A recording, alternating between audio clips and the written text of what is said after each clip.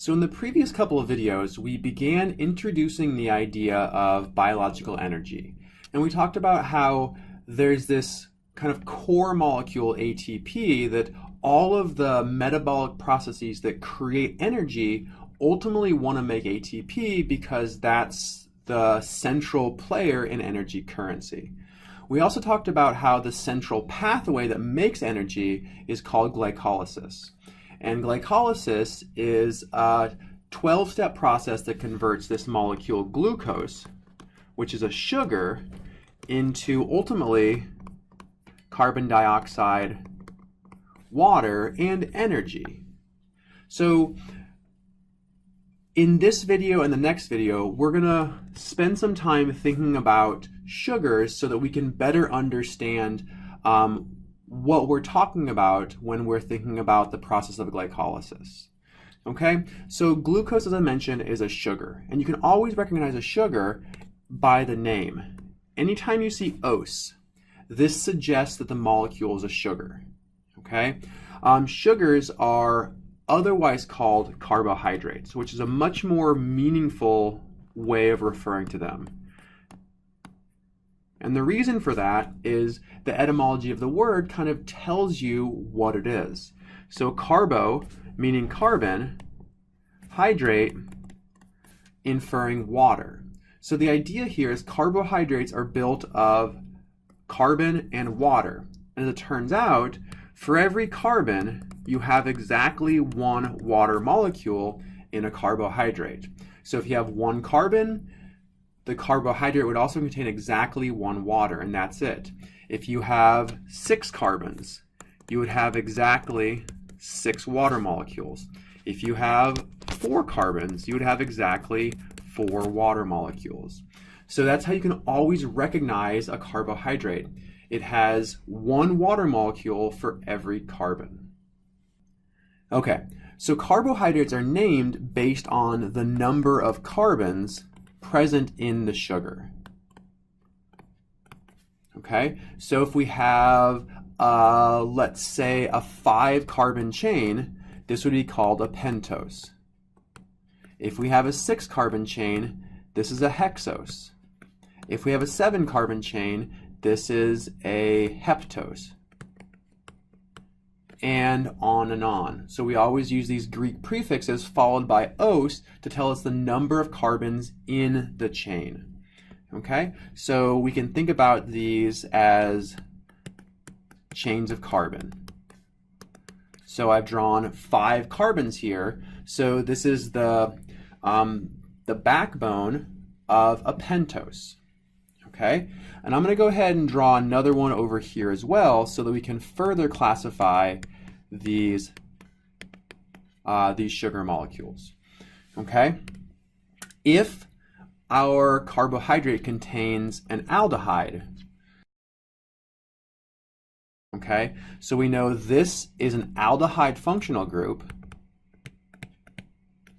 which means this type of sugar is known as an aldose.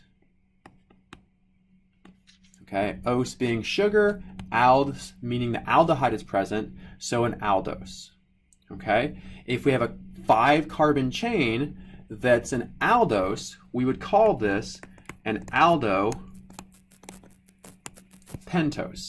This means we have an aldehyde, it's 5 carbon long, and it's a sugar. Okay, the other option would be if we have a ketone. Okay, so this is a ketone, and when we have ketones, we have ketose. So in this case, if we have a 5-carbon chain that has a ketone that is a sugar, this would be a ketopentose. Okay, keto meaning it's a ketone, pento meaning we have 5 carbons, ose telling us it's a carbohydrate. Okay, the rest of our sugar molecules, the rest of the carbons, are going to be decorated with hydrogens and alcohol groups. Each of the remaining carbons have exactly one alcohol group, and the rest of The octet for carbons are filled up with hydrogens.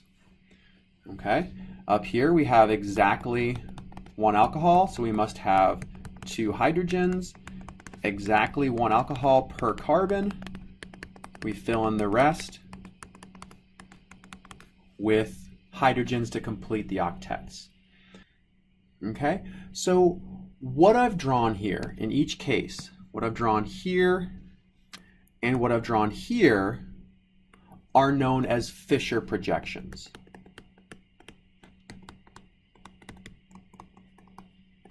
They're a really common and really useful way of visualizing carbohydrates.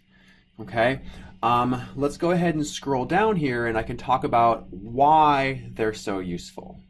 Okay, so I'm going to go ahead and redraw my aldopentose. So remember that was the aldehyde with 5 carbons. Each carbon has an alcohol, and we fill in octets now with hydrogens. Okay, so here's the aldopentose that we drew above. Okay, so what I want to do right now is to highlight this carbon. Okay, always the second to last carbon, the carbon that's one up from the very end. Okay, this is a really important carbon because it tells us about the type of sugar. We either have D sugars or L sugars. And the way that this alcohol group is pointing tells us whether we're dealing with a D sugar or an L sugar. Okay? And the really easy way to remember this is L sugars, the alcohol group is pointing left. For D sugars, the alcohol group is pointing right. All right? So since this alcohol group is pointing to the right, we have drawn a D aldopentose. If we wanted to draw an L aldopentose, we would start it off in exactly the same way. We draw our aldehyde, 3, 4, 5. Okay, so here we have, so the carbon that's second from the end, we now want to point towards the left for the alcohol group. The very fact that this is now pointing to the left means that it's an L sugar, an L aldopentose, not a D aldopentose. So we'll go ahead and finish up the rest of this. And it really doesn't matter how we orient the rest of them in terms of the D or L. This molecule that I've just drawn now is the L aldopentose. Okay, that's the D or L classification. And the position of the other 2 carbons here, all the other ones, they're really important for identifying specifically what sugar we're talking about.